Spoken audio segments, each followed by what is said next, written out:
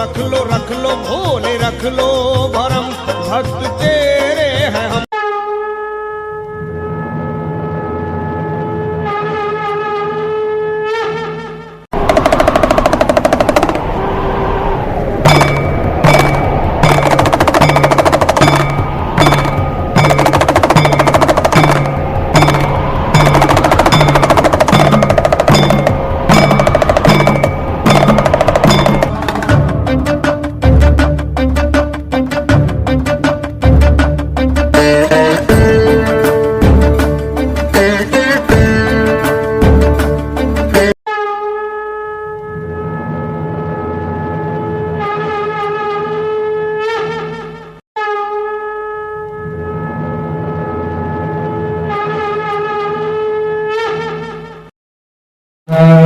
की जय, बोलिए श्री गणपति महाराज की जय।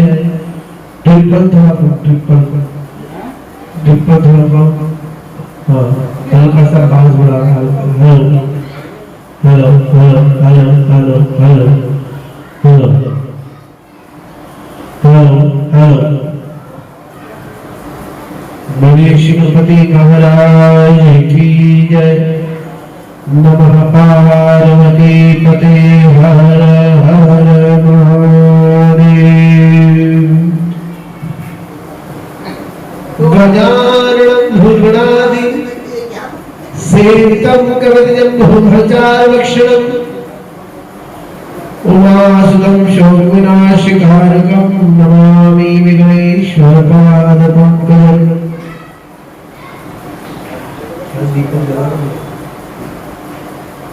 गुरु ब्रह्मा गुरुर्विष्णु गुरुर्देवो महेश्वरा, गुरु साक्षात् परब्रह्म तस्मै श्री गुरवे नमः।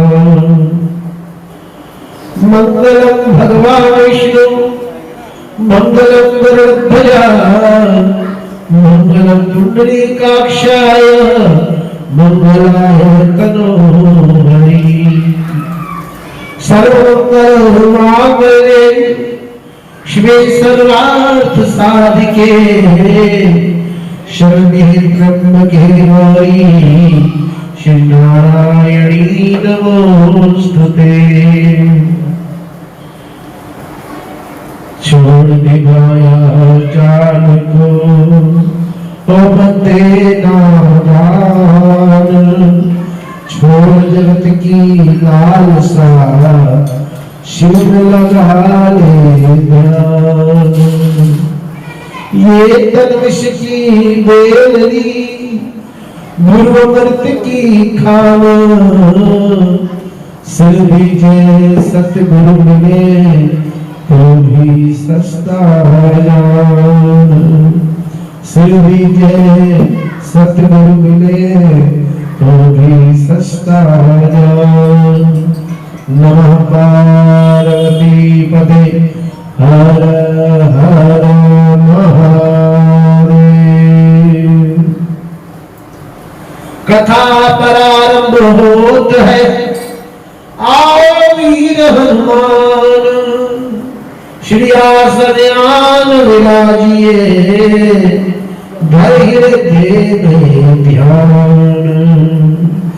संत समागम हरि कथा तुलसी दुर्लभ लोहे, शुतगारा और लक्ष्मी पापी के भी होए। हनुमत डटे रहो आसन पे, और जब तक कथा राम की होए। हनुमत डटे रहो आसन पर, जब तक कथा राम की होए। जब तक कथा राम की होए, जब तक कथा राम की होए। हनुमत डटे रहो आसन पर, जब तक कथा राम की होए। मंगल भवन अमंगल हारी, दशरथ अजर बिहारी वीर दयाल मृदु संहारी रघुनाथ मम संकट राम कथा राम की होय हनुमत डटे रहो आसन पर जब तक कथा राम की होय नमः पार्वती पते हर महादेव।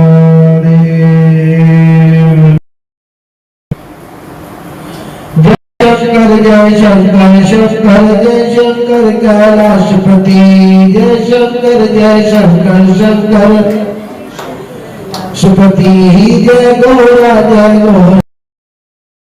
माँ पार्वती जय गौरा गौरा जय शंकर शंकर जय शंकर कैलाशपति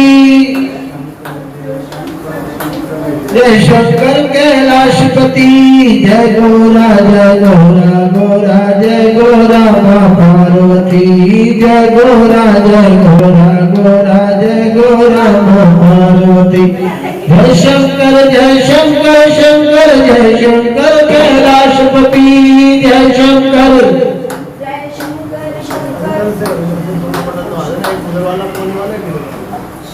जय गौरा जय गौरा माँ पार्वती जय गौरा जय गौरा माँ पार्वती जय शंकर जय शंकर कैलाशपति जय शंकर जय शंकर कैलाशपति जय गौरा जय गौरा माँ पार्वती जय गौरा जय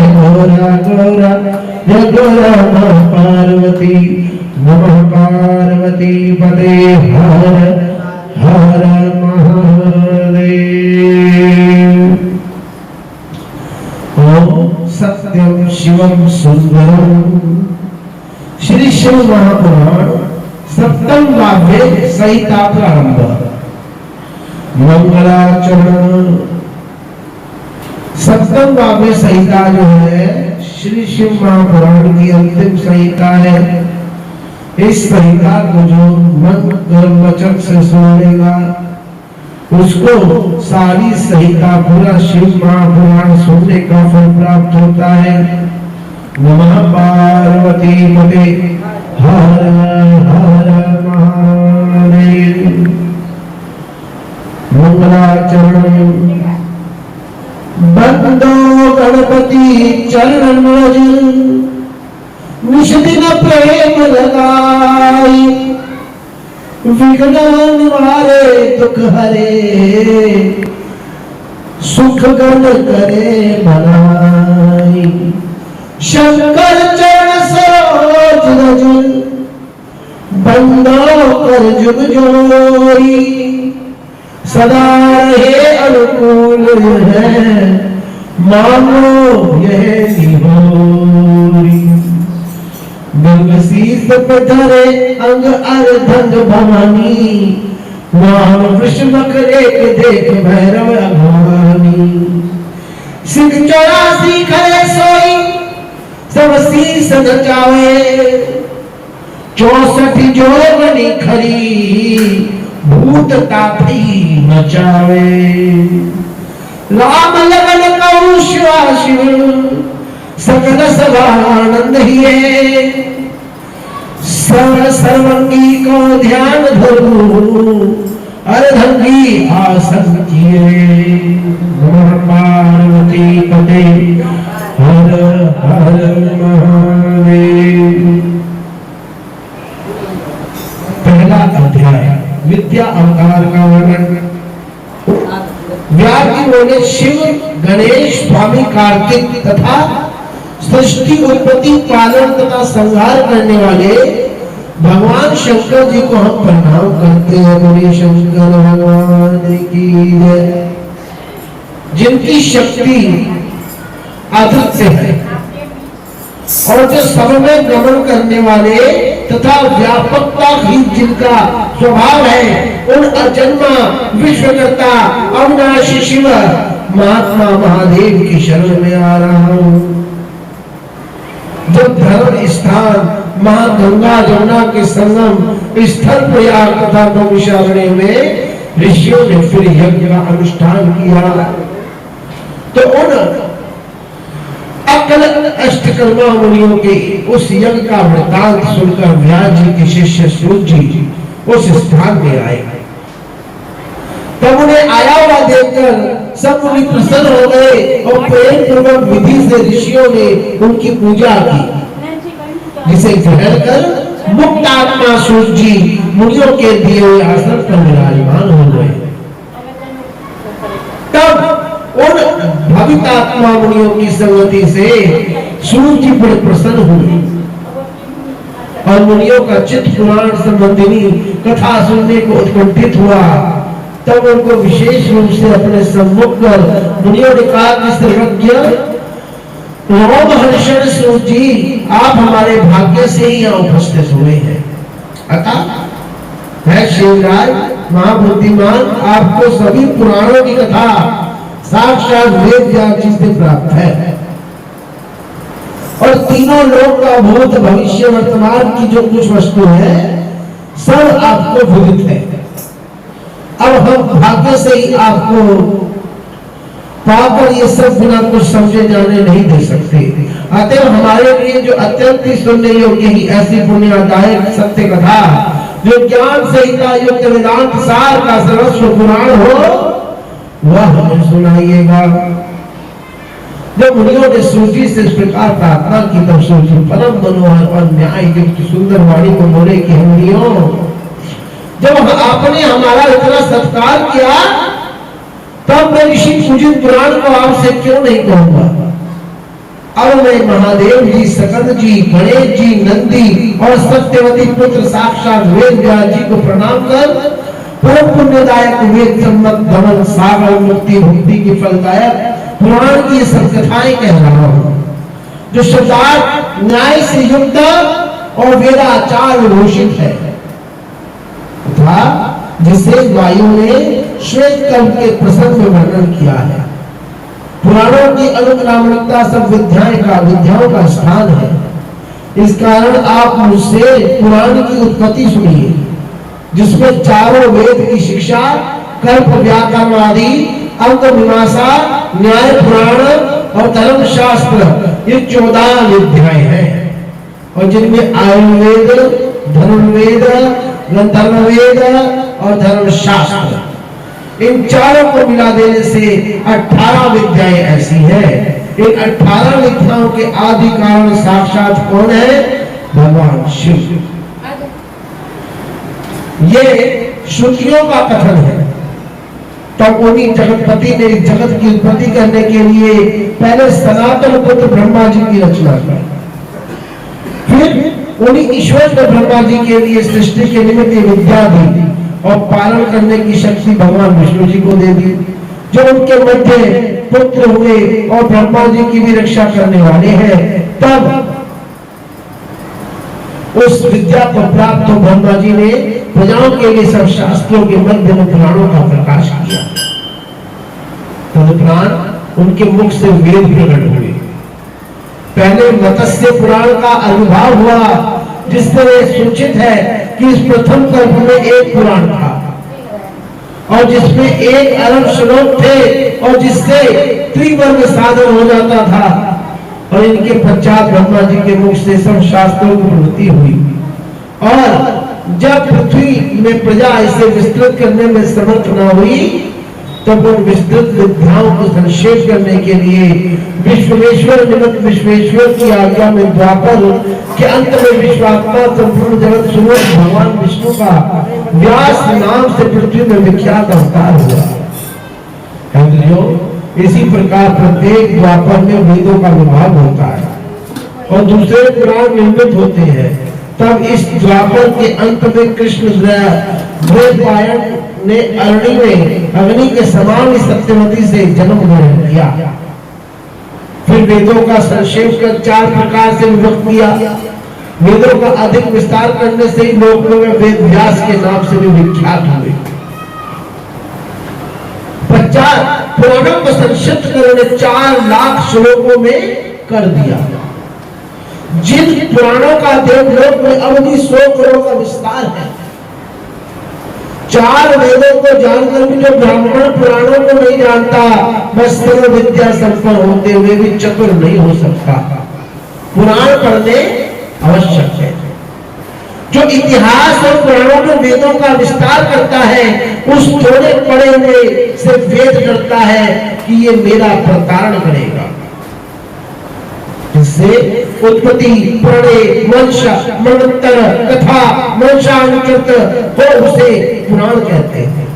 पुराण 18 है तथा ब्रह्म पुराण, पद्म पुराण, विष्णु पुराण, भागवत पुराण, नारद पुराण, मार्कंडेय पुराण, अग्नि पुराण, ब्रह्मदत्त पुराण, वाल्ह पुराण, सकल पुराण, वामन पुराण, कुंभ पुराण, मत्स्य पुराण, भविष्य पुराण, लिंग पुराण, गरुड़ पुराण, ब्रह्मांड पुराण। इनमें चौथा जो पुराण है, चौथा शिव पुराण, भक्तों के सब मनोरथों को सिद्ध करने वाला है। उसकी कुल 12 संहिताएं होती है, 12 संहिताएं, और इसमें 1 लाख श्लोक होते हैं, जो साक्षात शिव जी द्वारा निर्मित और धर्म प्रतिष्ठित है। इसके करते हुए धर्म का पालन कर 3 वर्णों के मनुष्य शिव जी के प्रसाद से इस जन्म में ही मुक्त हो जाते हैं। शिव के आश्रय से तो मनुष्य की कौन कहे, देवताओं की भी मुक्ति होती है, इसमें कोई संदेह नहीं है। उसी वेद संबंध शिव पुराण को मैं आपसे कह रहा हूं, जरा सुनिएगा। इस पुराण में कुल 12 संहिताएं होती है।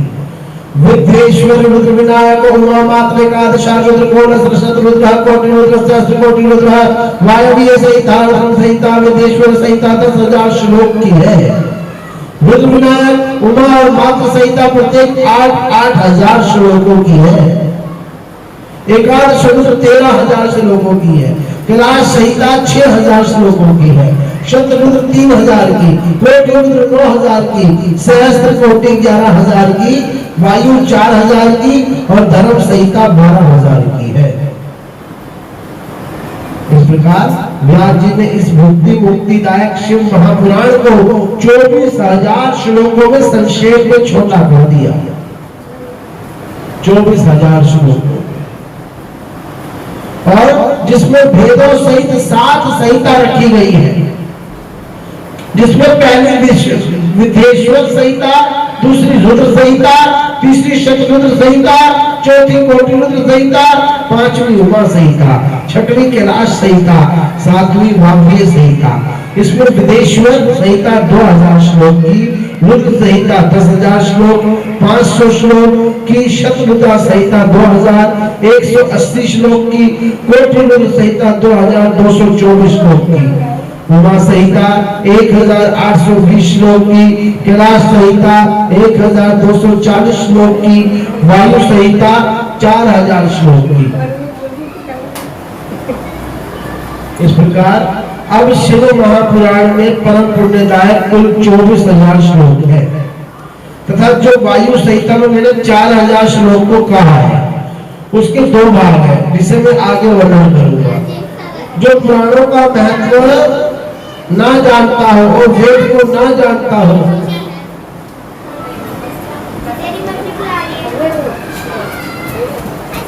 तथा इस प्रकार पुराणों में जिसकी श्रद्धा ना हो, उसके समक्ष इसे कभी भी कहना नहीं चाहिए। जो अगर इस चीज को मानता ही नहीं है, इन श्लोकों को नहीं समझता, महापुराण शिव पुराण क्या होते हैं, नास्तिकता दिखाते हैं, तो उनके आगे इस महापुराण को नहीं पढ़ना चाहिए। और जो अपना शिष्य हो, धर्मात्मा शिव जी का भक्त हो, उसे यह पुराण तो अवश्य देना चाहिए। अब मैं और महातेजस्वी व्यास जी को नमस्कार करता हूँ कि जिनके प्रसाद से मुझे ये पुराण संहिता वर्तमान है। नमः पार्वती पते हर हर महा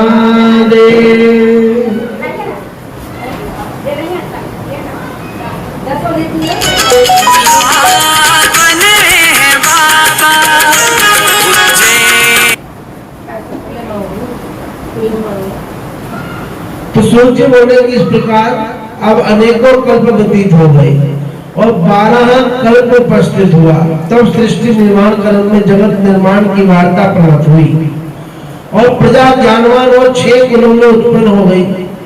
तब वे सब मुनि परस्पर ये कहने लगे कि ये ब्रह्मा ब्रह्म है, ये नहीं है। इस प्रकार के बहुत विवाद हुए, परंतु ब्रह्मा का निरूपण करना बड़ा कठिन हो गया और कोई निश्चय न हो सका। तब वे सब अविनाशी ब्रह्मा जी को देखने गए।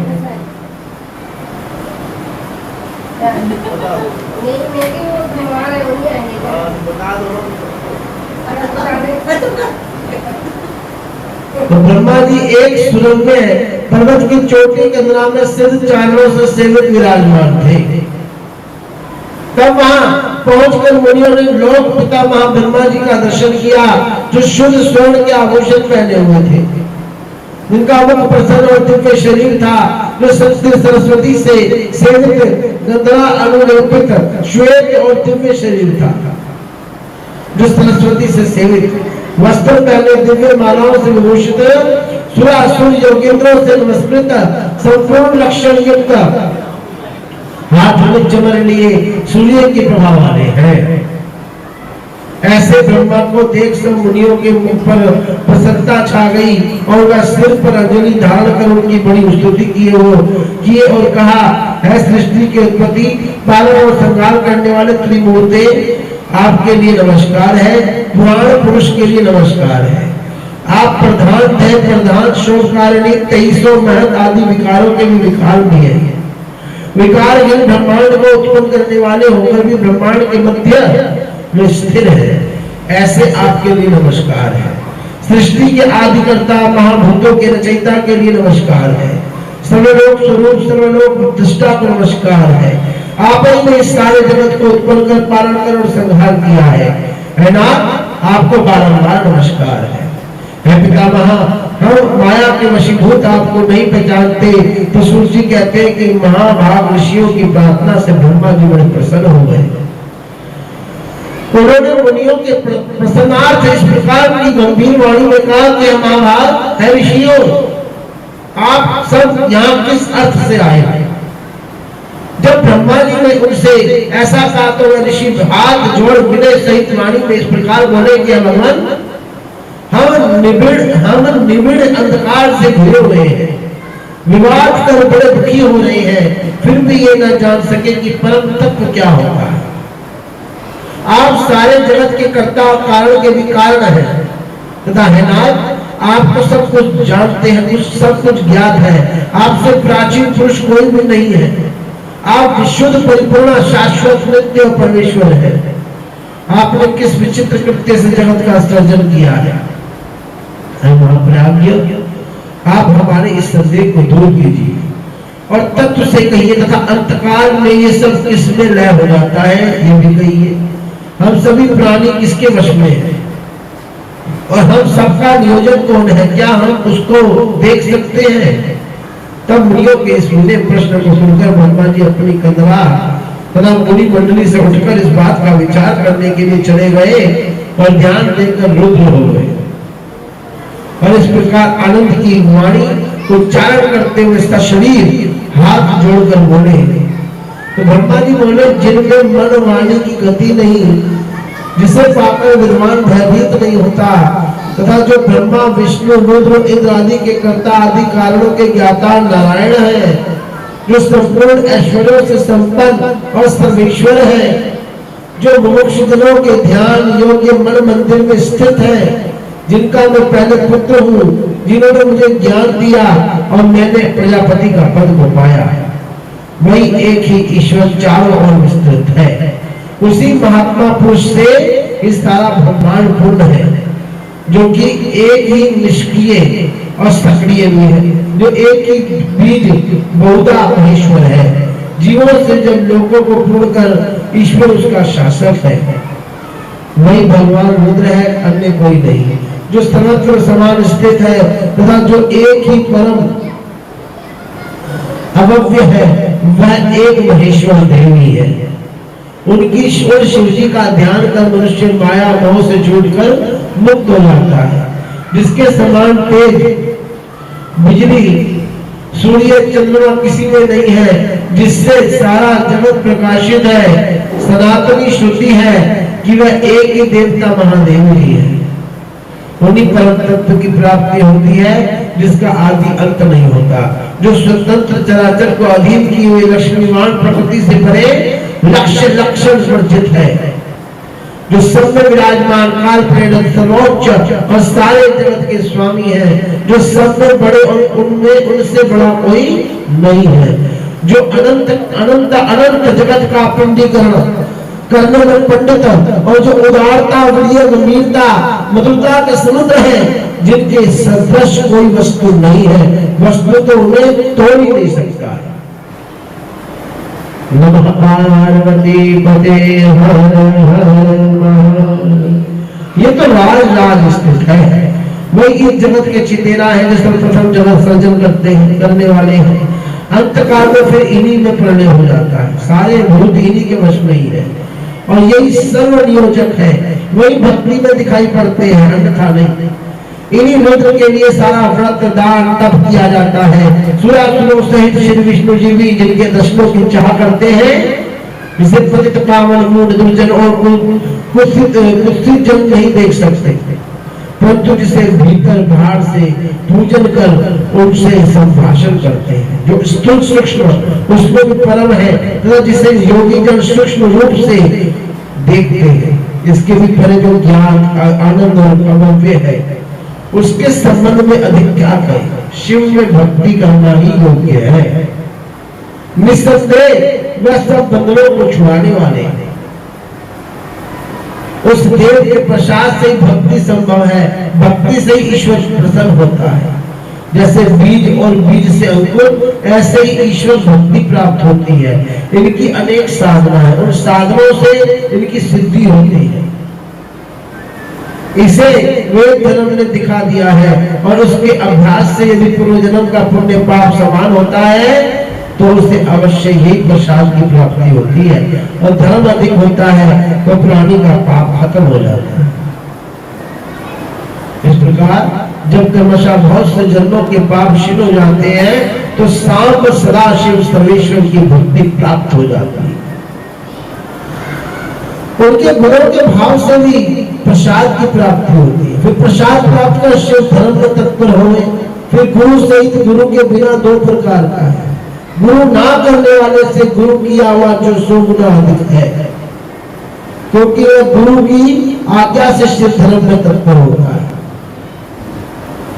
वह शिव ज्ञान युक्त है, उसे ज्ञान की प्राप्ति रहती है, उसे संसार में दोष दिखाई पड़ता है, ये विषयों से वृत्त और शिव प्रेम का साधक बन जाता है। उसे ध्यान और कर्म का ज्ञान हो, योग की प्राप्ति हो जाती है। योग से परे भक्ति है, निरंतर प्रसन्नता से मुक्त शिव स्वरूप ही है। ये मैंने अनुग्रह का प्रकार कहा है। पुरुष की जैसी योग्यता होती है उसे वैसा प्रसाद प्राप्त होता है। कोई गर्भ में स्थित हो, कोई जन्म लेकर, कोई बालक, कोई जवानी में, कोई वृद्ध होकर मुक्त होता है, कोई त्रियक योनि में जाकर, कोई नरक में, कोई पाप पुण्य के क्षीण होने पर उस पद को प्राप्त हो जाता है, मुक्त हो जाता है। कोई शील पद को फिर पृथ्वी पर आकर मुक्त होता है, कोई स्वर्ग में जाकर फिर मुक्त हो जाता है। अनेक प्रकार से मनुष्य की मुक्ति होती है। ज्ञान और भाव के अनुरूप ही शिव जी का प्रसाद से अत्यंत आनंद होता है। अतः सर्वतो भावेन, शिव निष्ठा से ही मंगल और कल्याण की प्राप्ति होती है। मुनियों, इसके लिए आप सब दिव्य 1000 वर्ष के एक दीर्घ यज्ञ का अनुष्ठान कर परम पवित्र पुण्यदायक वाराणसीपुरी में जाइए। वहां देवी सहित पिनाकधारी विश्वेश्वर भक्तों पर अनुग्रह करने के लिए विहरते रहते हैं। वहां जाकर आचार्य देव मेरे पास आइए, फिर मैं आपसे मोक्ष उपाय कहूंगा, जिससे एक ही जन्म में मुक्ति तुम्हारे हाथों में स्थित हो जाएगी। अब मैं अपना बड़ों में चक्र छोड़ता हूँ, जहाँ इसकी नेमी टूटे नहीं, वही देश तप करने योग्य जानिएगा। ऐसा कहकर महादेव जी को प्रणाम कर ब्रह्मा जी ने अपना चक्र छोड़ा। तब वहां जो विप्र उपस्थित थे वह ब्रह्मा जी को प्रणाम कर उस चक्र के पीछे चले पवन नविशारण्य में जा टूटा। वह अनेकों यक्ष गंधर्व और विद्या घरों का वास था। तो उस समय पूर्वा 18 द्वीप का राजा था। वह विलासी उर्वशी के पास गया। उसने अज्ञानवश धर्म का अतिक्रमण किया, मुनियों की यज्ञशाला छीनी। इस पर एक मुनि ने क्रोध करके वज्र के समान कुश में घात कर दिया। फिर तो सृष्टि रचने की इच्छा से ब्रह्मा जी ने जाकर यहाँ यज्ञ किया, जिससे वह स्थान सर्वदा से मुनियों के तक होंगे और बहुत सुंदर बन गया। नमः पार्वती पते हर हर महादेव। जय शंकर जय शंकर शंकर जय शंकर कैलाशपति। जय शंकर शंकर जय गौरा गौरा जय गौरा माँ पार्वती। जय गौरा गौरा जय शंकर शंकर जय शंकर कैलाशपति। जय शंकर जय गौरा गौरा जय गौरा माँ पार्वती। जय गौरा जय गौरा हर हर महादेव शंभो काशी विश्वनाथ गंगे। हर हर महादेव काशी विश्वनाथ गंगे। काशी विश्वनाथ गंगे।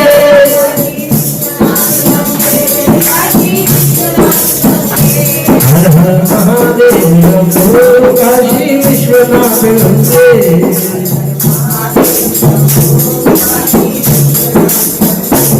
नमः पार्वती पते हर हर महादेव। तो सूर्य बोले, उस देश में महाभाग मुनि पहुंच महादेव की पूजा कर यज्ञ आरंभ किए। महर्षियों का वह आश्चर्यदायक यज्ञ प्रारंभ हुआ, जिसके सभी कृत्य आश्चर्य में थे। बहुत दिनों बाद वह भूमि दक्षिण का यज्ञ समाप्त हुआ। ब्रह्मा जी के नियोग से वह बहुत से देवता आए, जिनकी आज्ञा में 49 पवन थे और जो सब भूतों के शरीरों को धारण करते हैं। तब इस प्रकार महावायु देवता को आया हुआ देखकर ब्रह्मा के वचन को स्मरण कर ऋषियों को बड़ी प्रसन्नता हुआ। सबने उठकर वायु को प्रणाम किया और उनके बैठने के लिए स्वर्ण का आसन दिया। वायुदेव ने भी प्रसन्न हो मुनियों से उनकी कुशल पूछी। वायु ने पूछा कि ब्राह्मणों, क्या तुम्हारे इस यज्ञ में कुशल से तो है ना सब? तो देवताओं के शत्रु दैत्य कुछ विघ्न तो नहीं कर रहे जो यज्ञ बिगाड़ा करते हैं?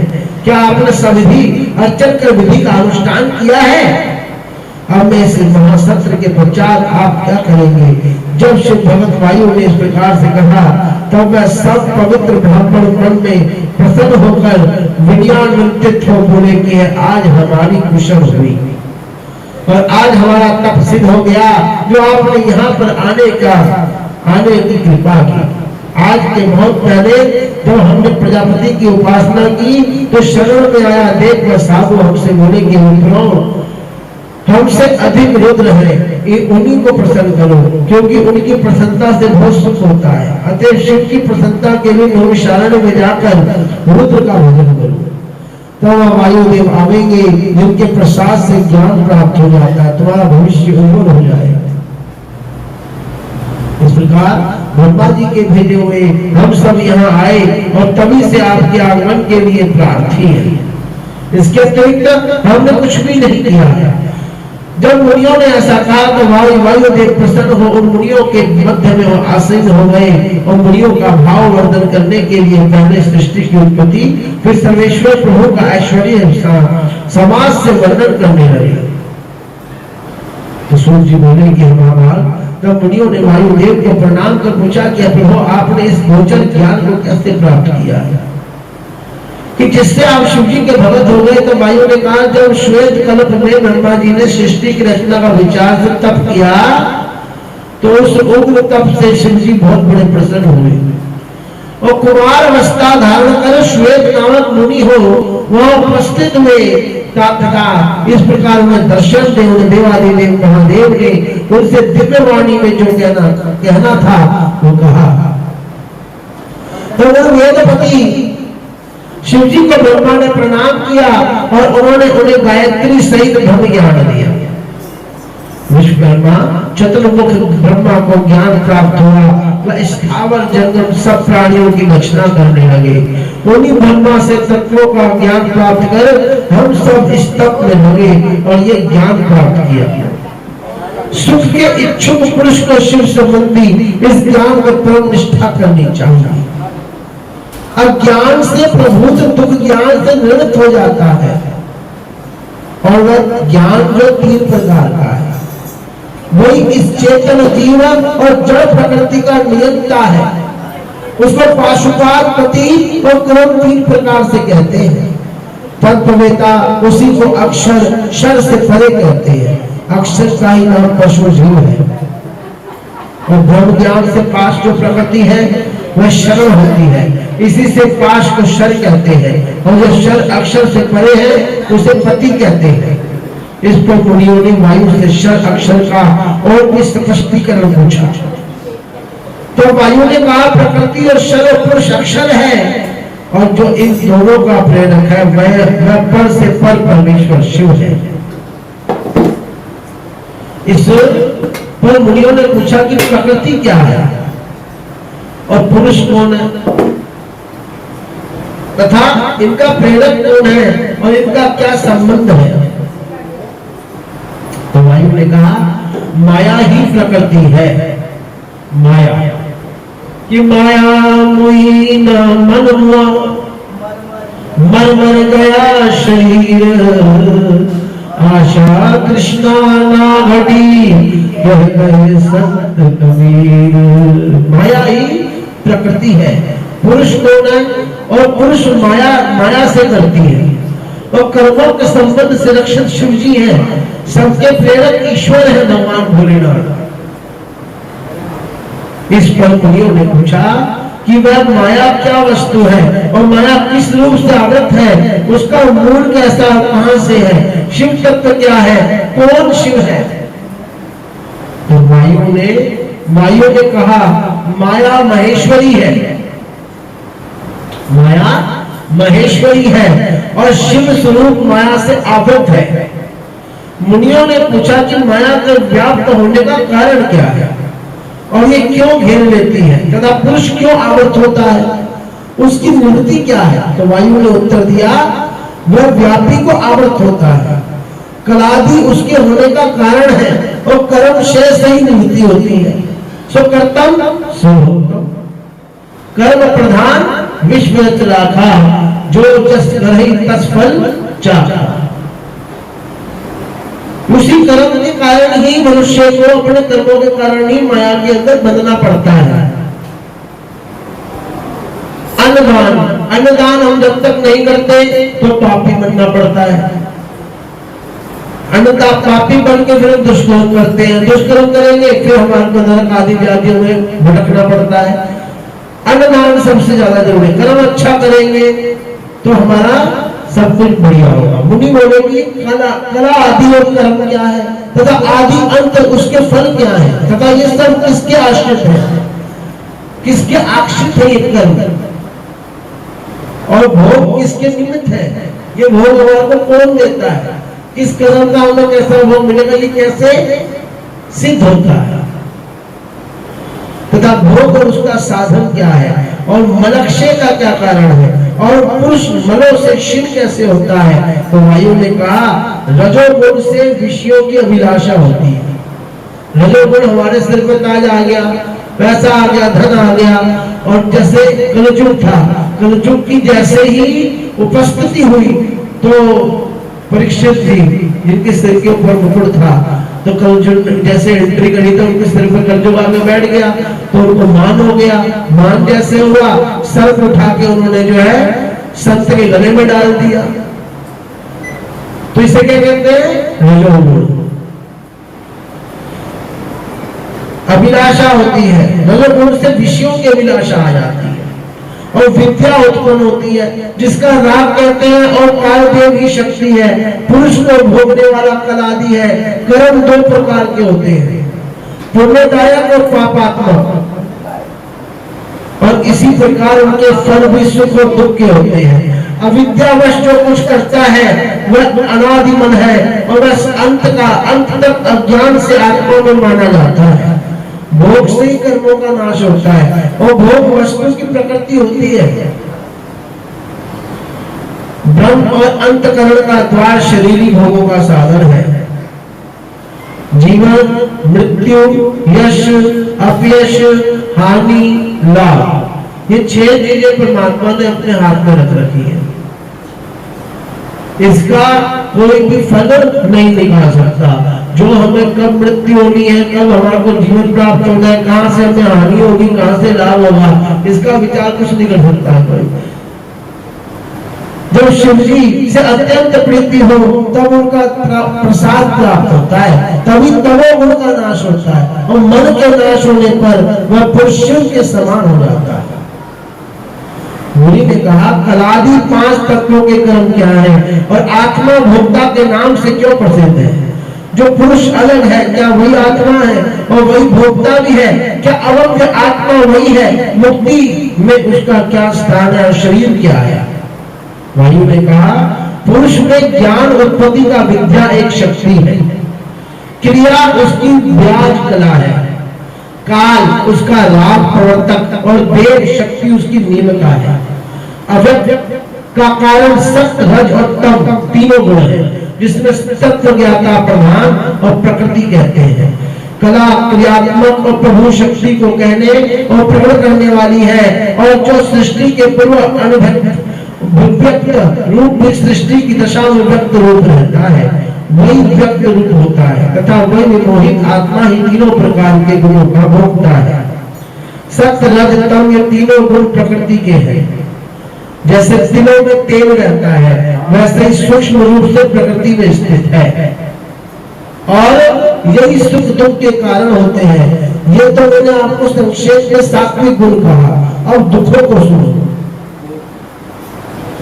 दुख का कारण राजस है, क्योंकि उसकी उग्र गति होती है, इसमें मध्यमा गति भी कहते हैं।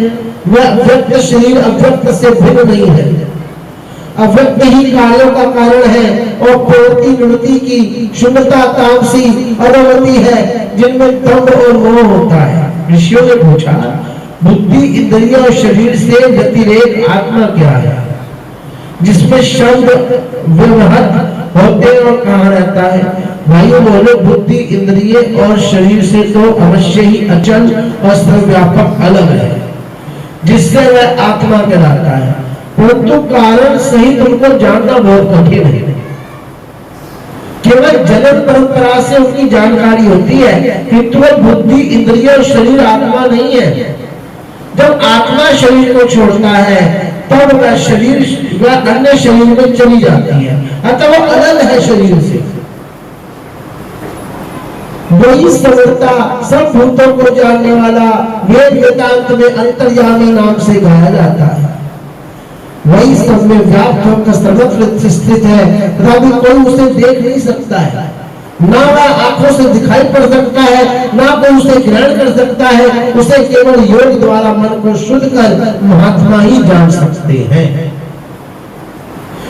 ना वह स्त्री है, ना पुरुष है, ना नपुंसक है, वह ऊपर नीचे तिरछे भी है, गिर बिना शरीर के शरीर में स्थित अचल अविनाशी है। धीर पुरुष उसे श्रवण आदि के आभास में देखते हैं। अधिक कहने में क्या, परम पुरुष इस देह से अलग है, जो इसे देह से मिला देखते हैं। वह यथार्थदर्शी नहीं है, क्योंकि ये शरीर तो अत्यंत दुख रूप रोगी मृत्यु मुख में जाने वाला पतित है, जिसके सहस्त्रों शरीर हो गए। एक शरीर के जीर्ण होने पर दूसरा शरीर ग्रहण करता है। कोई भी निरंतर एक शरीर में नहीं रह सकता। ये शरीर एक साथ संयोग को प्राप्त होता है, जैसे बादलों से घिरे हुए आकाश में चंद्रमा का मंडल कभी प्रकाशित और कभी अप्रकाशित होता है। परंतु भेद भेद से आत्ममुक्ति के भिन्न है, शरीरों के लक्ष्य से वह एक ही आकार का अनेक आकार में दिखाई पड़ता है। ऐसा ना कोई हुआ है ना होगा। स्त्री पुत्र और बंधुओं के साथ तो यात्रियों के समान है, जैसे चलते हुए काठ समुद्र की लहरों से मिलकर फिर अलग हो जाते हैं। इसी प्रकार प्राणियों का समागम है, शरीर को जीव देखता है, आत्मा को नहीं देखता। यह पूर्ण परमात्मा हमारे पापों का कर दो खात्मा, सारा विश्व बने धर्मात्मा, क्योंकि हम सब है तेरी आत्मा, क्योंकि हम सब है तेरी आत्मा। जीव और शरीर का दृष्टा तो और ही कोई है जिसे ये नहीं देख सकते। ब्रह्मा से स्थावर पर्यंत सब पशु है, और ये सारे दृष्टांत उन पशुओं के लिए, जो पाश में बंधा हुआ सुख दुख पाता है, इसी से उसे पशु कहा गया है। जो ईश्वर की लीला का सागर है, प्राणी अज्ञानी और अतीश है, सुख दुखमय है, इसी से ये ईश्वर से प्रेरित हो स्वर्ग और नरक में जाता है। तो सूर्य जी कहते हैं कि वायु के इन वचनों को सुनकर मुनियों को बड़ी प्रसन्नता हुई, और वह शिवागम विचरण वायु से बोले।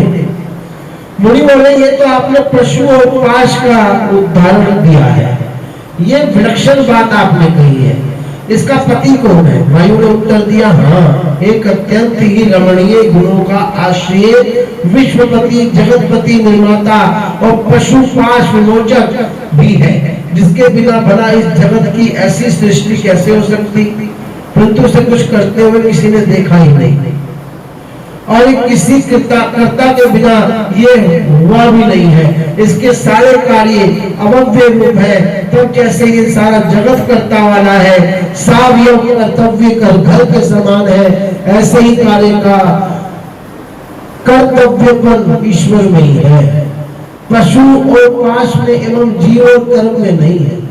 जैसे अंधे को ज्ञान होता है और वह दूसरों के सहारे चलता है, स्वयं नहीं चलता, ऐसे ही जीव का कर्तापन है, वह अपने प्रेरक आत्मा को अलग मानकर उस ईश्वर से अनुग्रहित हो जाता है, और तब वही अमृत होता है, तथा तभी वह पशु और पति का तत्व का अंतर समझता है। इसी प्रकार ब्रह्म ज्ञानी उसे जानकर योनि मुक्त होते हैं, शर अक्षर मिलकर ही व्यक्त अव्यक्त होते हैं, और वही भव बंधन काटने वाला ईश्वर है, जिसके भोक्ता योग प्रेरक तीन रूप है, इससे अलग और कुछ नहीं है। जैसे तिलों में तेल, दूध में घी, स्तोत्र में जल और अरणी में अग्नि, वैसे ही मैं अपने आत्मा में ही परमात्मा विलक्षण रूप में स्थित है, जो सत्य और तप युक्त होने से ही दिखाई पड़ सकता है। वह एक ही ईश्वर अपनी शक्तियों से सबको वश में किए हुए स्थित रहता है। वह एक ही रुद्र है, दूसरा कोई नहीं है। यही सृष्टि का उत्पन्न करता है, रक्षक करता है और संहर्ता भी यही है।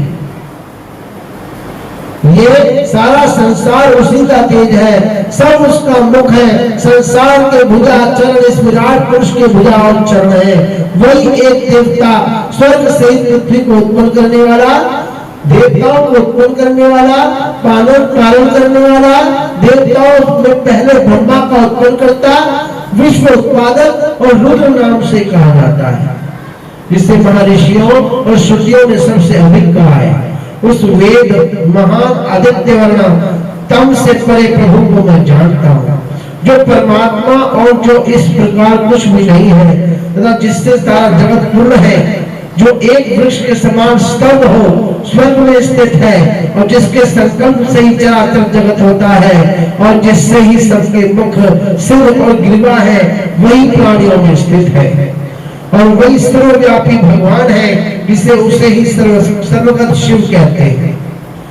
वही उस सबको इस प्रकार आवृत कर स्थित है। वही सब इंद्रियों और गुणों के अभ्यास रूप है, किंतु इंद्रिय वर्जित है।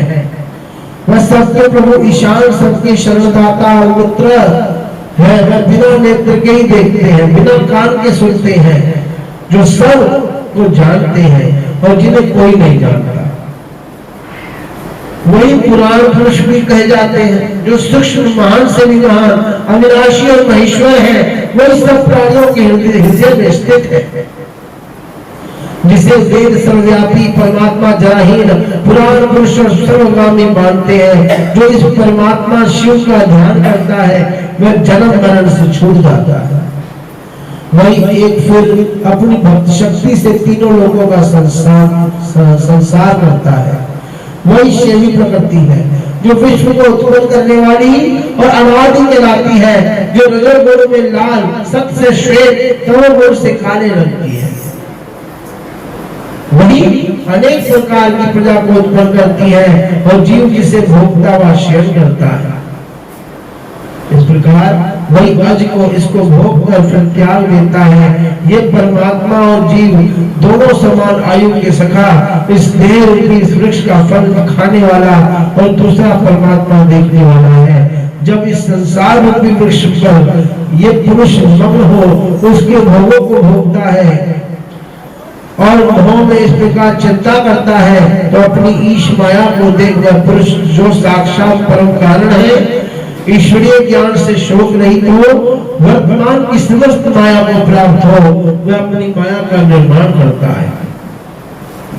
इस प्रकार माया प्रकृति और मायावी महेश्वरी है, जो साक्षात भी कहलाते हैं। उन शिव को ऐसा जानकर मनुष्य को शांति प्राप्त करनी चाहिए। वही परमेश्वर सबका कारण रूप, जगत रक्षक, जगत का स्वामी, उन्हें जानकर मनुष्य कालपाश से मुक्त होता है। घी परमाणु के समान ही वह शिव जी परम सूक्ष्म है। वह सब प्राणियों के भीतर वर्तमान है। जो ऐसा जानता है वह सब पापों से मुक्त हो जाता है। ऐसे वह परम देव विश्वकर्मा महेश्वर है। इस भाव से जो प्राणी उन्हें अपने हृदय में स्थित करके जान लेगा, उसे अमृत की प्राप्ति हो जाती है। वह सब ऐश्वर्यों के ईश विश्व में व्यापक हो जाता है। वह ईश्वरों के भी ईश्वर परम महेश्वर है। वह देवताओं के भी परम देवता, पतियों के भी पति भुवनेश्वर है। जो एक देव का भजन करते हैं उन्हें किसी साधन की कोई आवश्यकता करने की जरूरत नहीं है। उनसे अधिक और उनके समान जगत में न कोई है न कोई होगा। उन्हीं की पराशक्ति सर्वत्र सुनाई पड़ती है। उन्हीं में ज्ञान, बल और क्रिया है, जिससे कि विश्व इस प्रकार आकृतिवान है। उनको उत्पन्न करने वाला कोई नहीं है। वह जन्म मरण से परे है, उसका कोई कारण भी नहीं है। फिर भी वह एक ही सब प्राणियों में गूढ़ता से व्याप्त है।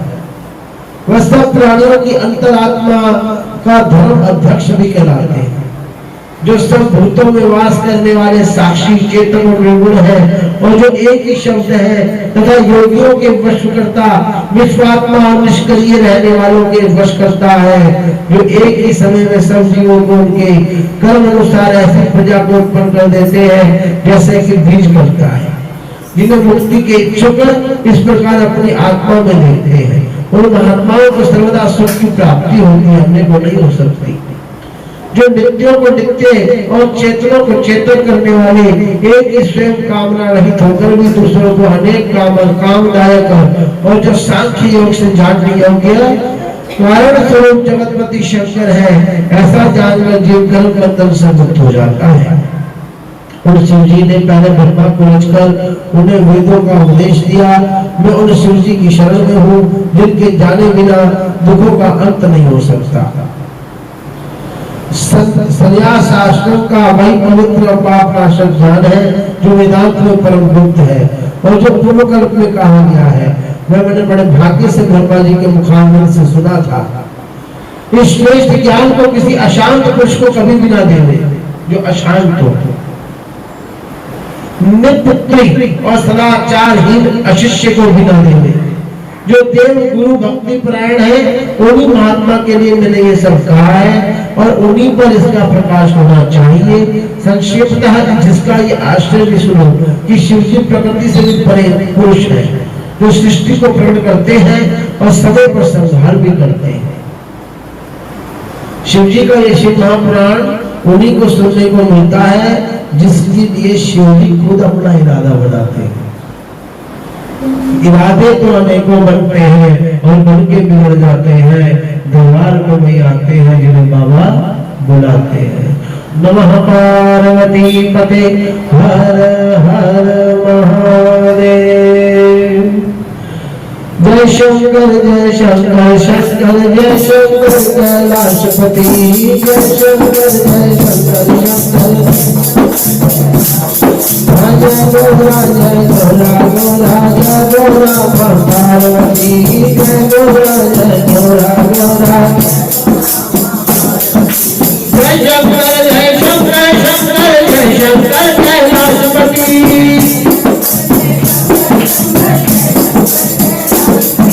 जय गोरा गोरा जय गोरा पार्वती। जय गोरा गोरा हर हर महादेव शंभो काशी विश्वनाथ गंगे। हर हर महादेव हर हर देव शंभो काशी विश्वनाथ गंगे। काशी विश्वनाथ गंगे।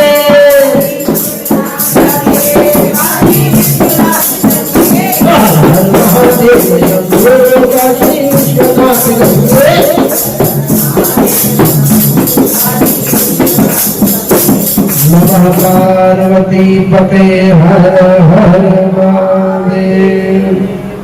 मुनि बोले सब क्या काल ही से सब उत्पन्न होते और लय हो जाते हैं और काल का नाश कभी नहीं होगा। जब समस्त विश्व का समाहित होना, फिर उत्पन्न होना, फिर उस उत्पत्ति का प्रलय होना चक्रवत है। ये सब चक्कर चलता रहेगा तथा जिसमें ब्रह्मा विष्णु महेश तथा अन्य देवता भी जिस नियम को टाल नहीं सकते और जो काल भूत भविष्य वर्तमान को भी विभाग कर अलग कर प्रजा को जराग्रस्त करता है, क्या वह इतना स्वच्छंद है कि इतनी भयंकरता का व्यवहार कर रहा है? भगवान कहिए ये काल कौन सी वस्तु है, वह किसके वश में है और कौन इसके वश में नहीं है?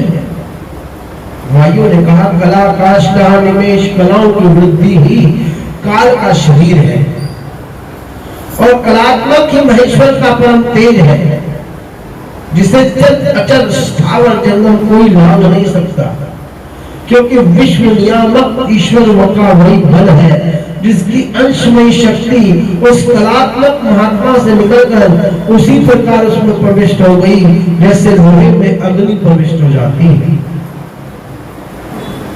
भगवान शंकर ने काल को तो ये ऑर्डर दे रखा है कि जब समय आएगा तो कोई भी हो उसको जाना पड़ेगा। अंजलि मांगकर पापी जन काल के आगे होते हैं कि हमें माफ कर दो, तो काल भी ये कहता है कि माफ तो ईश्वर करता है, मेरा जो कर्म है मैं तो वो करना है, मुझे भी ईश्वर ने ही इजाजत दी है और मैं उससे अलग नहीं रह सकता, मैं उससे अलग नहीं जा सकता। अगर तुम्हें माफी मांगनी थी तो अच्छे कर्म करते, सदग्रंथों का पालन करते, तो आज आपको ये माफी मांगने की जरूरत नहीं पड़ती। ये कहते हैं कि जब तेरी डोली उठा ली जाएगी तो फिर मोहलत उठाएगी। इस कारण काल के वश में ये पूरा संसार है और काल शंकर को छोड़, भगवान शंकर को छोड़ के किसी के वश में नहीं है, क्योंकि शिव जी काल के वश में है कि अकाल मृत्यु वो मरे जो काम करे चंडाल का, और काल भी उसका क्या करेगा जो भगत हो महाकाल का। उस काल में शिव का ही तेज समाया हुआ है।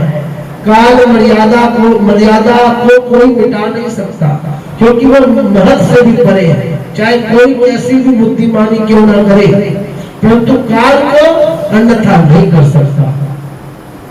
काल कर्म कोई मिटा नहीं सकता, कोई इंद्रिय जीत भले ही हो जाए, आयुर्वेद और रसायन का ज्ञाता भी क्यों ना हो जाए, वैद भले हो जाए, परंतु मृत्यु को कोई नहीं हटा सकता।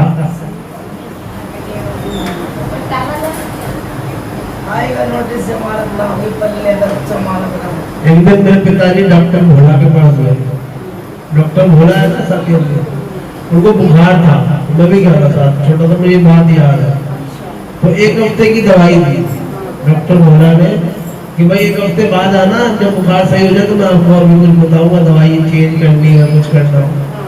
ठीक है डॉक्टर साहब। एक हफ्ते बाद गए तो उसकी कुर्सी के ऊपर उसका बेटा बैठा हुआ था और उसकी फोटो उसी कुर्सी के ऊपर टंगी हुई थी। डॉक्टर बोला था, पापा ने कहा ये क्या होगा, तो इसी कुर्सी पे गई है। समय का कोई पता नहीं है, वहाँ कोई डॉक्टर कोई, क्योंकि काल दुरित क्रम है, लक्ष्मी के रूप और शील आदि से भी उसका विचार नहीं हो सकता, क्योंकि वह बलात् कुछ और ही करता है।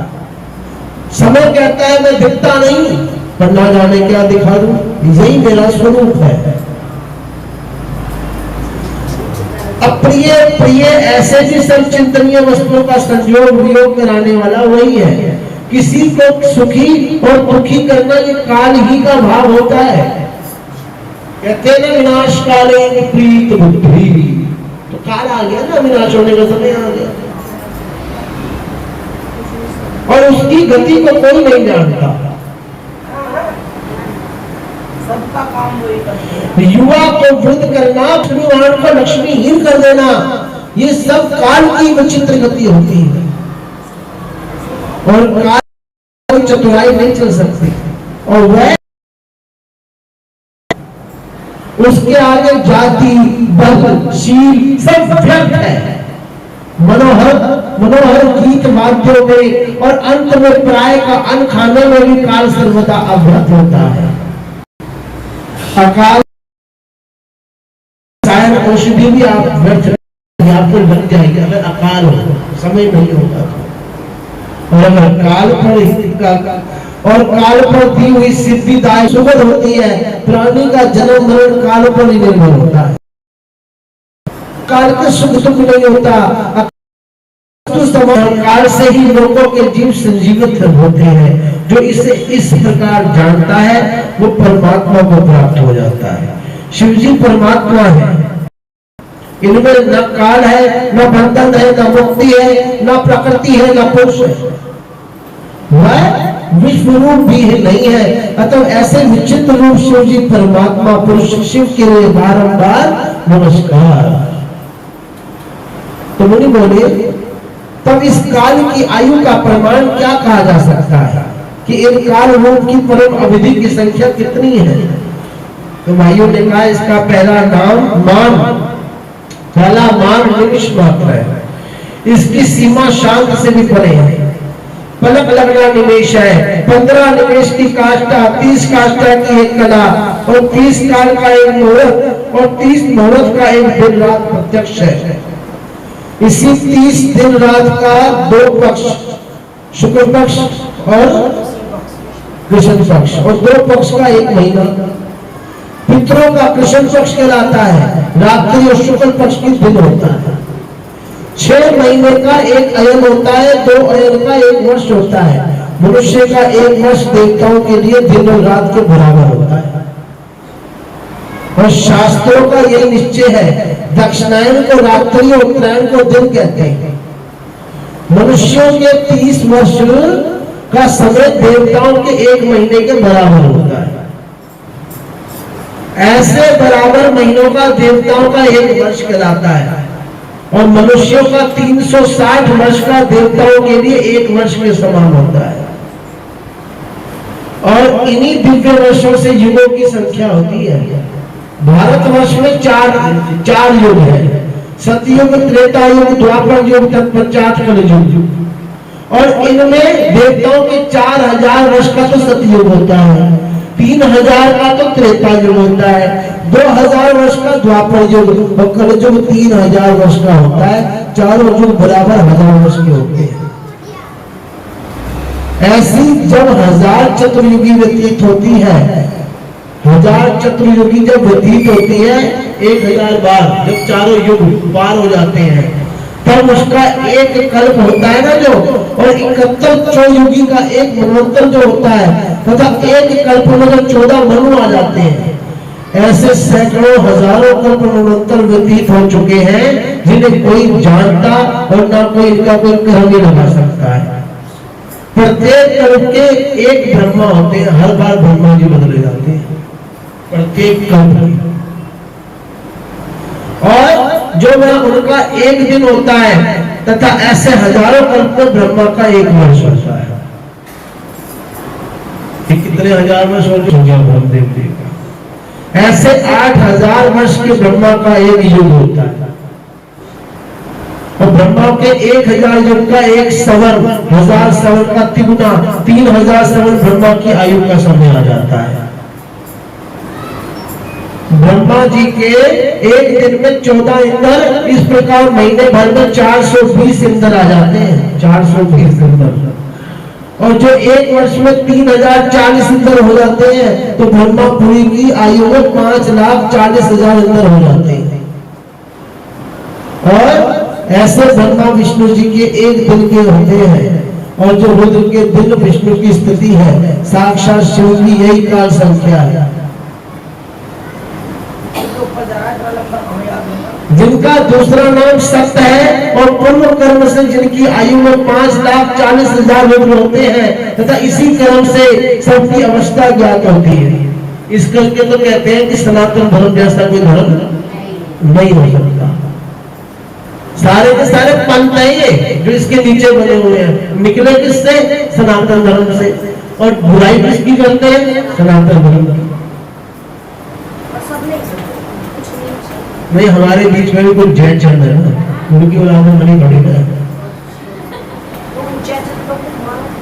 ऐसे कैसे मार देंगे? पूरी जैन चंदों की वजह से तो हमारे बीच के अंदर जो पैदा हुए थे, जो औलाद ने अपने आप को, अगर मारने काटने की हमें मिल जाएगी तो परंतु साक्षात शिव में काल की प्रवृत्ति नहीं होती। ये जितना काल का है इतना ही का परमात्मा का एक दिन होता है। जितना काल का है, जितना काल का है उतना परमात्मा का एक दिन होता है। और इतनी रात्रि होती है, दिन में सृष्टि होती है, रात्रि में प्रलय हो जाती है। परंतु उनके लिए दिन रात कुछ भी नहीं है, उनका उल्लंघन भी कोई नहीं कर सकता। ये सारा संसार उनके अधीन है। ऐसे महान शंकर को बारंबार नमस्कार। आज की नगर नमस्कार। नमः पार्वती पते हर हर महादेव। बैठना प्रॉपर्टी मुझे नहीं, प्रधान जी आज मुनि बोले, तब इस प्रकार परमेश्वर किस प्रकार जगत की रचना और प्रतिष्ठा कर अपनी शक्ति से क्रीड़ा करते हैं, किस प्रकार इस अखिल की उत्पत्ति हुई, कैसे ये बढ़ा और अंत में किसकी गोद में समा जाता है। तो वायु बोले, उसके आगे एक शांति तीन पद है, जिससे पहले माया प्रकट हुई। ये शक्ति महापुरुष शिव है। शिवसा मित्य से माया और उससे अव्यक्त प्रकृति की उत्पत्ति हुई। तब पहले जो शक्ति उत्पन्न हुई, उससे आगे शांतन्यातीत, उसके आगे शांति फिर विद्या, और उसके आगे क्रमशः प्रतिष्ठा पद आता है, और तथा प्रतिष्ठा के आगे मूर्ति पद की प्राप्ति होती है। ये ईश प्रेरित सृष्टि का संक्षेप वर्णन है। जैसे ये संसार उत्पन्न होता है, वैसे क्रम से संहार भी होता है। जो आया है उसने जाना भी। सारा जगत पांचों कलाओं से व्याप्त है। अव्यक्त कारण ये आत्म अनुचित है। जय हो लड्डू गोपाल महाराज की जय। गोपाल महाराज और गोपाल जी लेकर आए लड्डू गोपाल जी। गोपाल जी लाए। जगत के 5 पद हैं, उनका अलग उपदेश है। महारादि विशेष के अंत तक सब उससे, किंतु उसमें जीव को मुक्तापन नहीं है। इस आत्मा अधिष्ठित में महत् से विशेष तक उत्पन्न होता है। प्रकृति अचेतन और जीवात्मा अज्ञानी है। प्रधान परमाणु आदि सब कुछ अचेतन ही है। उसे बुद्धिमानों ने देखा है, ये बिना कारण है। तथापि वह स्वयं ही करता है, उसकी जगत रचना प्रकट है, उसका ये कार्य सावयव है। अतः वह समर्थ, स्वतंत्र, सर्वशक्तिमान, सबका जानने वाला, अनादि निरंतर, सर्वदा ऐश्वर्य युक्त, जगत करता महादेव और महेश्वर है। वही सबके कारण, पापहर्ता और सबसे अलग है। ऐसी शाश्वती निष्ठा उन सत्पुरुषों के मन में बैठी हुई, जैसे स्वयं चेती नहीं समझ सकता। सृष्टि से लेकर प्रलय तक ब्रह्मा के 100 वर्ष व्यतीत होते हैं, जो उनकी आयु का प्रार्ध अर्थात पहले का आधा आयु क्रम कहा जाता है। जो प्रार्ध ब्रह्मा की आयु होती है, कार्यवशी अव्यक्त आत्मा स्थित होता है, तब वह विकार युक्त हो जाता है और तब प्रधान तथा पुरुष धर्मी हो जाता है, जिसमें तमोगुण और सतोगुण दोनों ही समान स्थिर होते हैं। और तब वह सबसे प्रोत हो, समान ब्रह्मत होता है। तब गुणों की ये समानता और तमोमय कर देती है, जिससे उसका विभाग नहीं हो सकता। तब पवन से शांत होकर निश्चल जल के समान, कुछ समझ में नहीं आता, निविड़ अंधकार रात्रि छा जाती है, तो वह एक ही महेश्वर और महेश्वरी उस रात्रि में स्थित होते हैं। और जब रात्रि बीत जाती है, तब वही प्रधान पुरुष महेश्वर महाकाल इन दोनों के माया योग से उससे प्रविष्ट होते हैं। फिर तो सब भूतों की उत्पत्ति होने लगती है। इसी प्रकार परमेष्ठी की आज्ञा से सृष्टि उत्पन्न होती है और फिर समाप्त भी हो जाती है। इसी से उस मार्ग के जानकार उसे अवधपति कहते हैं, जो सर्वलोक विलक्षण है। ऐसे परमात्मा को बारंबार नमस्कार।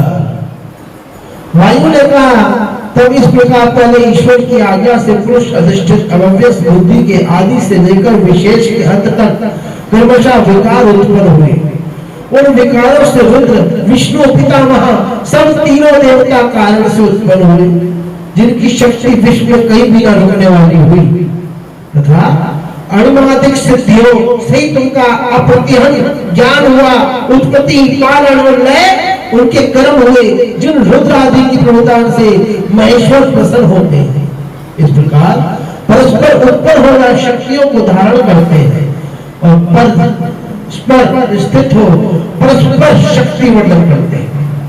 लोग उनके नामों से उनकी प्रशंसा करते हैं, जिससे ना तो उनका ऐश्वर्य बढ़ता और न कभी घटता है, क्योंकि वह पर है, पर से भी परे, उनमें अधिक और न्यून कुछ भी नहीं है। अल्प ज्ञानी ही, कम ज्ञान वाले भले ही ऐसा कहें, किंतु ब्रह्म काल विष्णु पुरुष रूप महेश्वर तीनों गुणों से परे है और सर्वात्मक सबकी आधार शक्ति की उत्पत्ति के कारण है। यही तीनों देवता उस पुरुष प्रकृति के आत्मा है, जो जगत का स्पष्टता और ईश्वरता में स्थित है। वही परमेश्वर निष्कल, सर्वाधार, सर्वात्मा और सब बुद्धिमान है। ब्रह्मा विष्णु सदा शिव जानत अविवेका, प्रणवाक्षर के मध्य ये तीनों एका, ओम जय शिव ओंकारा। ये तीनों एक ही है। इस प्रकार महेश्वर, प्रकृति, पुरुष, सदाशिव, विष्णु और ये ब्रह्मा, ये सभी शिवात्मक है, जिनसे सर्वप्रथम बुद्धि, ख्याति और मति की उत्पत्ति हुई और महत्व का शोध होने से 3 प्रकार का अहंकार उत्पन्न हुआ, जिससे पंचभूत, तन्मात्रा और इंद्रियां उत्पन्न हुई। जब अहंकार विकारी हुआ, तब उसमें सत्गुण से सत्व की उत्पत्ति हुई। फिर बुद्धि आदि 5 ज्ञान इंद्रियां, 5 कर्म इंद्रियां मिलकर ये 10 और 11 मन उत्पन्न हुई, जो सतरज उभात्मक हुआ और उस तमोयुक्त अहंकार से भूत आदि तन्मात्राएं उत्पन्न हुई, जो भूतों की आदि भूत कहलाई। फिर जब उनमें अहंकार हुआ, तब उससे शब्द और शब्द से आकाश उत्पन्न हुआ, आकाश से स्पर्श, स्पर्श से वायु, वायु से रूप, रूप से तेज, तेज से रस की उत्पत्ति हुई। फिर रस से जल, जल से गंध, गंध से पृथ्वी। इस प्रकार 5 महाभूतों से सारा चराचर उत्पन्न हुआ शत जल पावक गगन समीरा, पंच तत्व रचत ये मनुष्य शरीरा। 5 तत्वों से ये मनुष्य का शरीर बना, 5 तत्वों में होकर विलीन हो जाता है। इन सबसे मिलकर एक खंड उत्पन्न हुआ, और जब इस प्रकार कार्य कारण रूप ब्रह्म की सिद्धि हुई, तब उस अंड में ब्रह्म संज्ञक क्षेत्र वृत्ति को प्राप्त हुआ। यही प्रथम शरीर पुरुष कहलाया, जो प्राणियों का आदि कर्ता ब्रह्मा होकर पहले उत्पन्न हुआ। बोले ब्रह्मदेव भगवान की। तो उस सृष्टिकर्ता में ज्ञान वैराग्य लक्षण संपन्न धर्म की उत्पत्ति हुई, जिसकी बुद्धि ऐश्वर्य कारक हुई। उसके मन में जो कुछ इच्छा होती है वह सब कुछ अव्यक्त उत्पन्न हो जाता है। वही अपनी आत्मा को तोड़कर त्रिलोकी में प्रकट होता है, और इस प्रकार उत्पत्ति लय और पालन करता है। वही सृष्टि कर्म में चतुर्मुख, संहार में भगवान रुद्र और पालन में सहस्त्र कहलाता है। इस प्रकार ये तीनों अवस्था स्वयंभू की है, भगवान शंकर की है। ब्रह्म तत्व से लोक रचना, काल तत्व से संहार, पुरुष तत्व से व्यापार रहित होता है। दर्शन मात्र से ही पालन कार्य की सिद्धि होती है। गुरु के ही ये तीनों कार्य है। 3 विभूतियों से यही ब्रह्म त्रिगुण और 4 से चतुर्व्यूह कहलाता है। वह आदि है, इसलिए वह आदि देव तथा अजन्मा होने से अज कहलाता है। प्रजा की रक्षा करने से तो प्रजापति कहते हैं। सोने का सुमेरु पर्वत ही उस महात्मा का गवाक्ष है, जिससे सारे लोगों का निवास है और जिसमें विश्व सम्मानित है। उस अंडे के बाहर 10 गुण जल, 10 गुना तेज, तेज से 10 गुना वायु व्याप्त है, तथा जो आकाश से आच्छादित है, उस आकाश को पंचभूतों ने घेर रखा है, और उन भूतों को प्रकृति ने आवृत किया। सारा ब्रह्मांड प्रकृति के 7 आवरणों से आवृत है।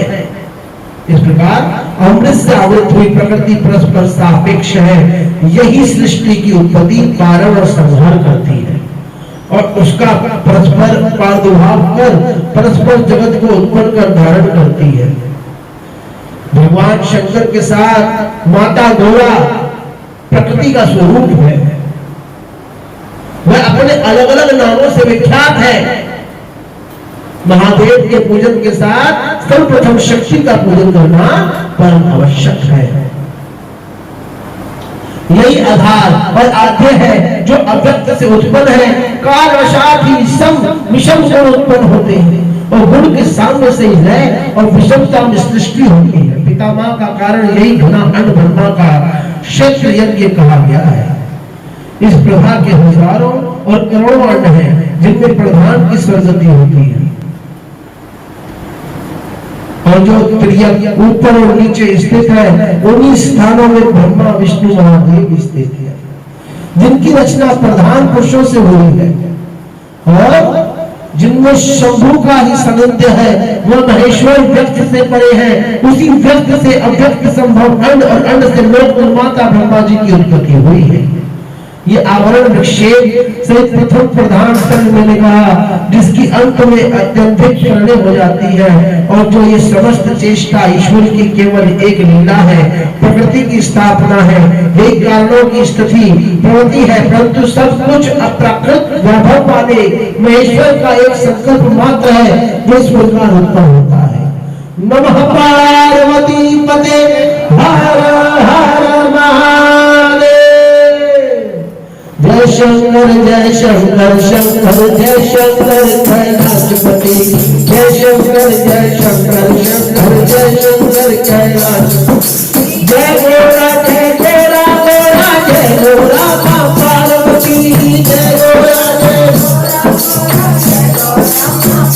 जय शंकर जय शंकर, शंकर जय शंकर कैलाशपति। जय शंकर जय शंकर, शंकर जय शंकर कैलाशपति।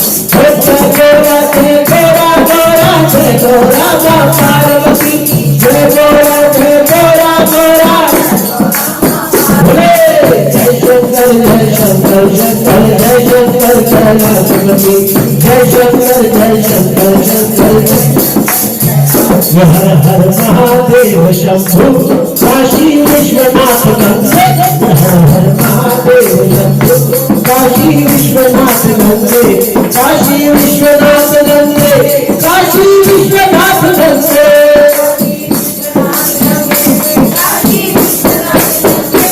महादेव शंभु काशी विश्वनाथ गंगे हर हर महादेव शंभु काशी विश्वनाथ गंगे हर हर महादेव शंभु काशी विश्वनाथ नमः पार्वती पते हर हर महादेव। मेरे भोले बाबा को अनाड़ी मत समझो मेरे भोले अनाड़ी मत समझो खिलाड़ी मत समझो अनाड़ी मत समझो मेरे भोले बाबा मेरे भोले बाबा को अनाड़ी मत मेरे भोले बाबा के हाथों में डमरू मेरे भोले बाबा के हाथों में डमरू को देख देखा तारी मत समझो डमरू को तारी मत समझो मेरे भोले बाबा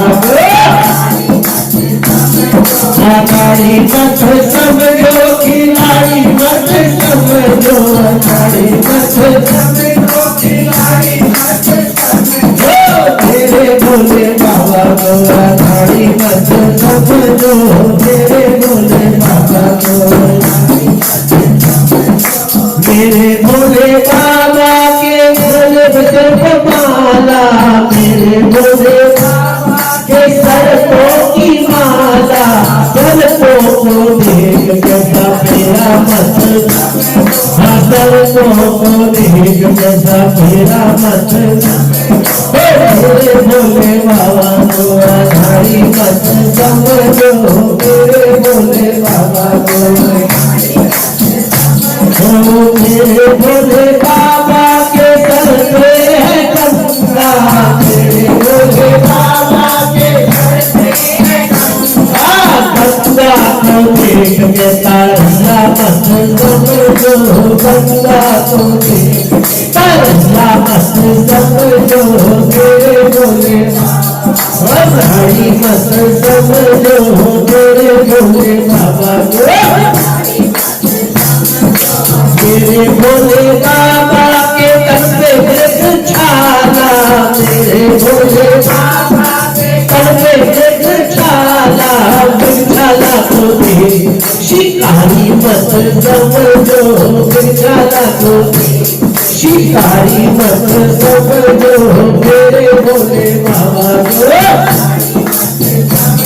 हाड़ी मत समझो खिलाड़ी मत समझो हाड़ी मत समझो मेरे भोले बाबा को हाड़ी मत समझो मेरे भोले बाबा को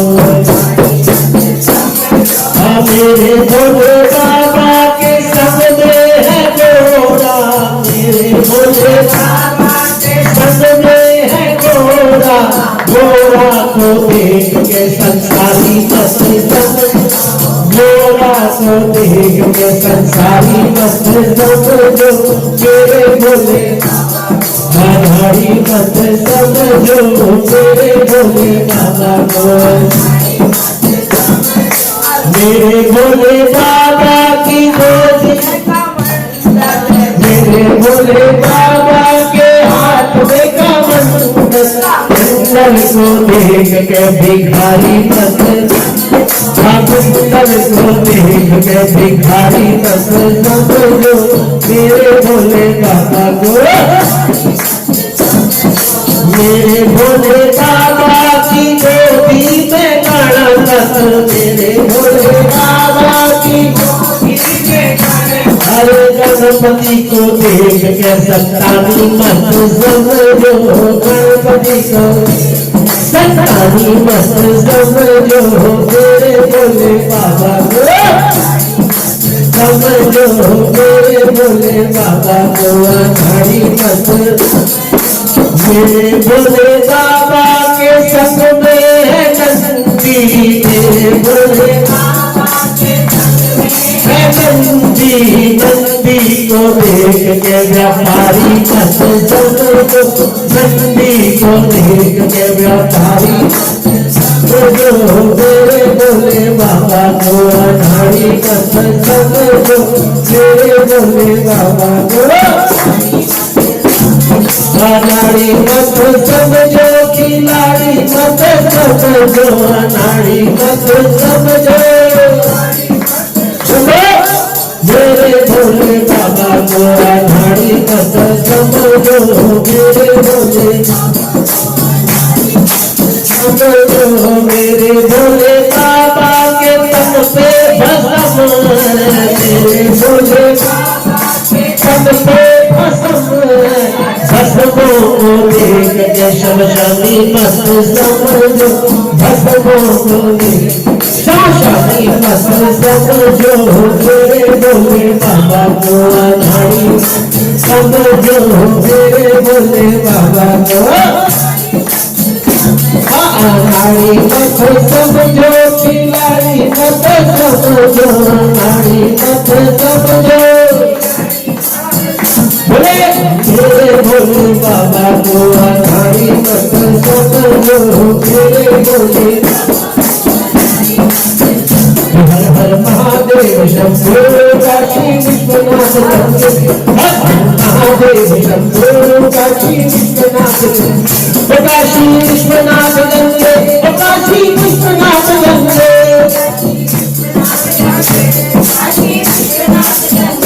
हर हर महादेव शंभो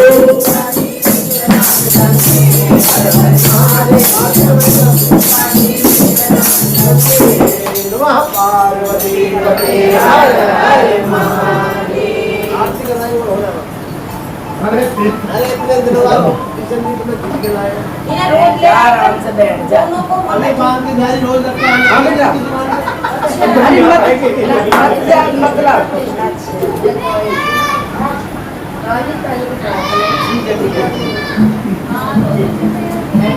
बैठ जा बैठ। उठा के लेगा। आगे के बीच में मत बैठ जा।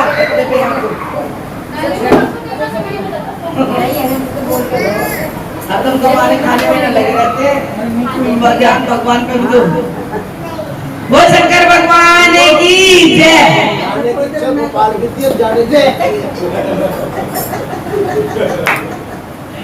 अरे हरे तीन पत्तों में क्या बल है, मेरा भोला मगन। हरे तीन पत्तों में क्या बल है, मेरा भोला भोला मगन, मेरा भोला मगन, भोला। अरे हरे तीन पत्तों में क्या बल, मेरा भोला मगन। हरे तीन पत्तों में क्या बल, अरे भोला मगन, मेरा भोला मगन, भोला मगन, मेरा भोला मगन। अरे हरे तीन पत्तों में क्या बल, मेरा भोला मगन। हरे तीन पत्तों में क्या बल,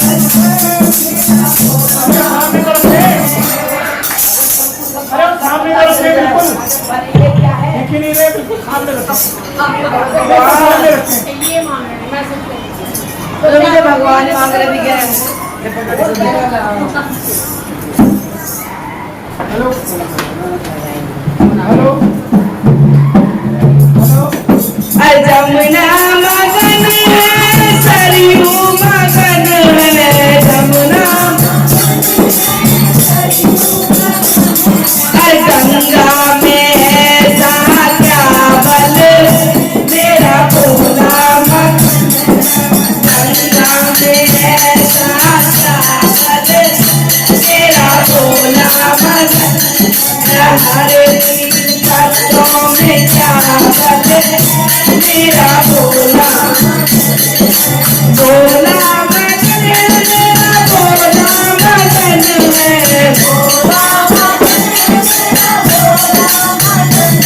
हरे हरे तीन पत्तों में क्या बल मेरा भोला मगन है हरे तीन पत्तों में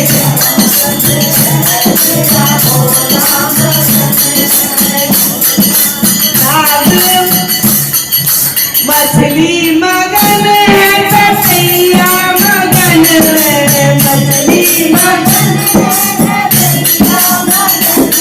हर नागों में है चावल मेरा भोला मगन नागों में है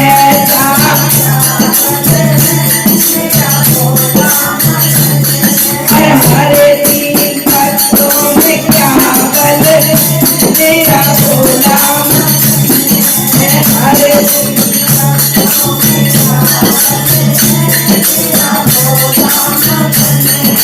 भोला मगन मेरा भोला मगन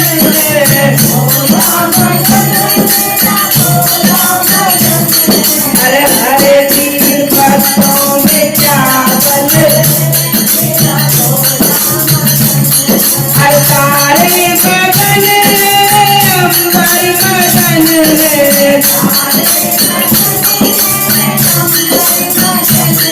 हर चंदा में है क्या बल मेरा भोला मगन चंदा में है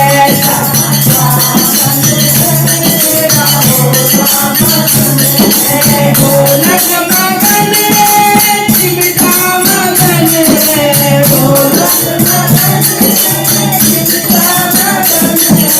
डमरू में ऐसा क्या बल मेरा भोला मगन डमरू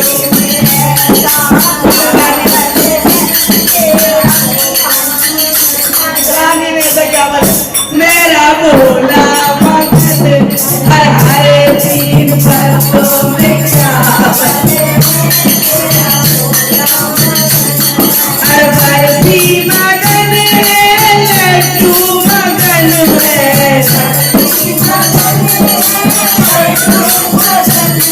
हर भांग धतूरे में क्या बल मेरा भोला मगन भांग धतूरे में क्या बल मेरा भोला हर हरे तीन पत्तों में क्या बल मेरा भोला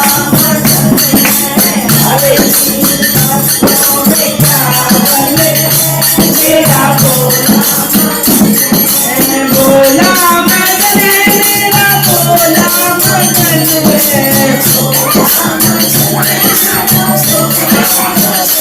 हर हरे तीन पत्तों में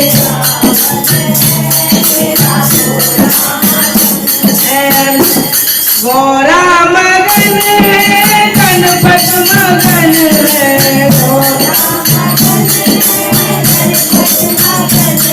इन भक्तों में है क्या बल मेरा भोला हर भक्तों में है